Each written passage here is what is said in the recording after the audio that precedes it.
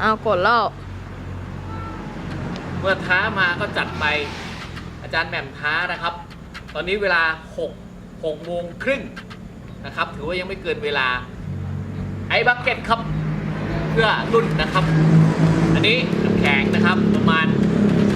3 กิโลกว่านะครับอันนี้น้ำนะครับน้ำ นะครับ แล้วก็โอเคเริ่มเลยนะครับแข็งโอ้ยเห็นไหมผมลากเต็มเลยไหมจัดเต็มนะครับเริ่มเลยนะครับจานแมมทุกคนเพื่อนในรุ่นโอเค1 2 3ท้าใครต่อ